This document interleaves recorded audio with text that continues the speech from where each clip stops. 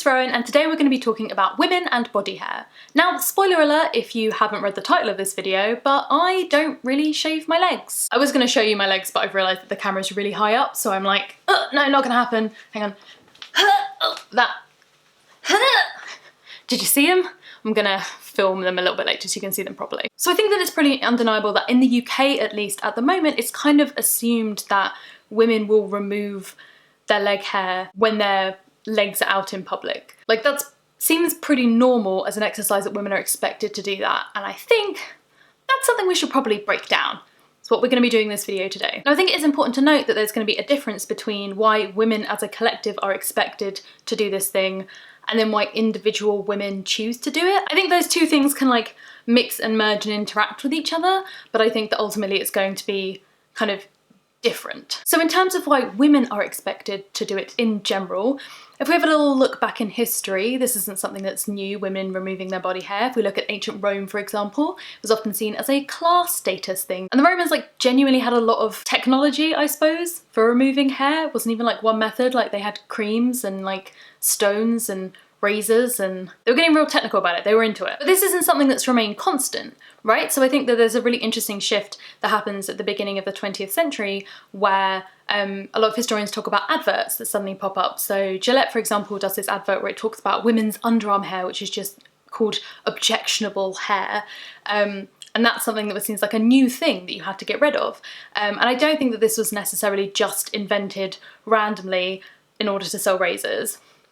Kind of, but it was also linked to the fact that the way people were dressing was changing. So if you had styles of dresses that went all the way to the floor, it wasn't necessarily something that had to be talked about, advertised, but with dresses that didn't have sleeves, that was when this hair became objectionable. So we should all think about that. It didn't become objectionable until people had to see it in public, and then suddenly it wasn't allowed to be there. We're looking into this a little later in the video. So let's get into the reasons why women are expected to get rid of their hair.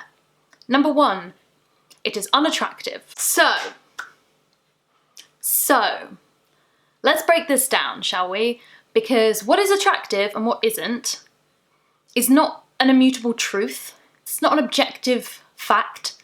It's heavily informed, not just by individual choices, but also socially. Now you may be watching this yourself and thinking, well, I don't find women with body hair attractive. Here's a fun fact for you, if you didn't already know. Women can grow hair in all the places that men can. Wow, incredible. I genuinely had a friend at university, a man in his 20s, who had slept with a lot of women, who on a Sunday morning, after he'd clearly slept with this girl the night before, came into my room and was like, Rowan, can I ask you something? Can women get hair on, do women have hair on their nipples? He was a man in his 20s and he had slept with multiple women and he genuinely didn't think that women could grow hair on their...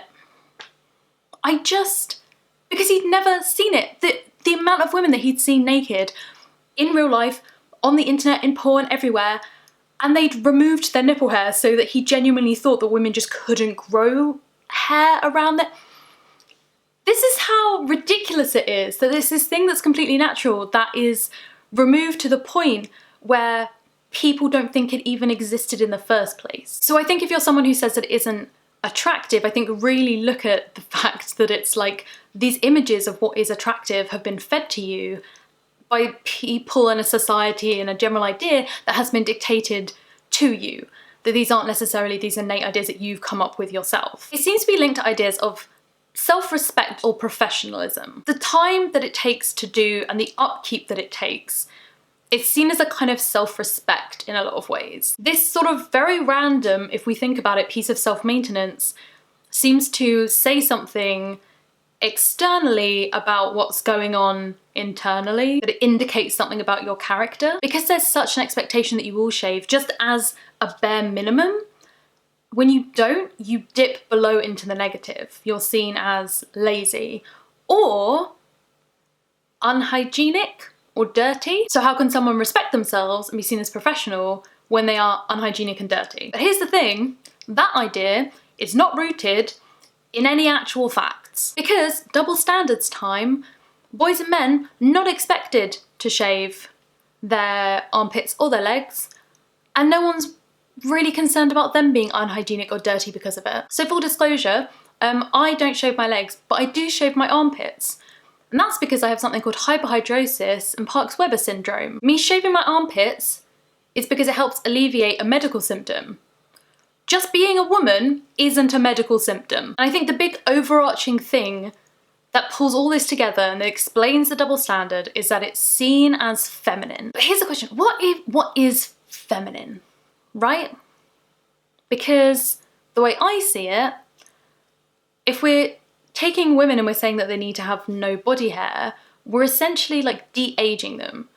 We're saying that they have to look like as much like children as possible, as young as possible. Because I think that traditional ideas of femininity are of like youth and weakness and innocence and naivety. And I think the idea that women should have an obligation to make their bodies reflect that, it's just wild when you think about it for a second. So full disclosure, this is not something that I have always like thought about, been thinking about, you know, it's not something I've always been like, I'm never gonna shave my legs. I shaved my legs for most of my life.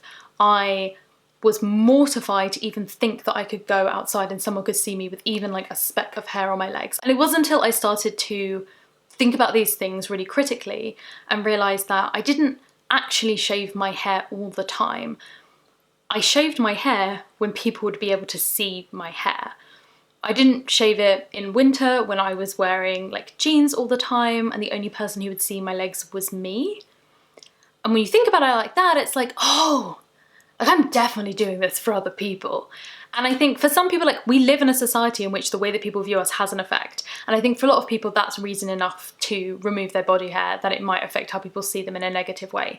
But for me, I was like, why am I doing this? And it still felt very anxious, it still felt very self-conscious, and it wasn't until I was in these spaces with queer women specifically that that became something that I was able to fully embrace and be pretty open about. And I think as well, because I identified as very feminine, as like a femme queer woman, that I had these ideas about what femininity had to be, and that shaving your body hair was one of those things, right? That made you feminine, that fit into that aesthetic, that fit into that identity. And I think going to these spaces with like queer people and people who are gender non-conforming and just all of these ideas of playing around with what gender means meant that it was something that didn't have to be necessarily like a big political statement, because it shouldn't be. And it didn't have to be something I had to do or didn't have to do, but it was something that I could decide for myself. I think it's important to note that this is all from the point of view of just me, and that I am a white cis queer woman. And so I think it's really important, if this is a topic that interests you, to go and seek out the voices of women who have other intersections, because I think that this massively will change the experience for, you know, like trans women, women of colour, so go and seek that out. So I hope you enjoyed that video. This was not to try and persuade anyone to do or not do anything with their bodies. I think that, you know, we all exist within this society and within its history and within its structures, and we all have our own individual preferences that lay on top of it. It was just something to think about. So until I see you next time, bye.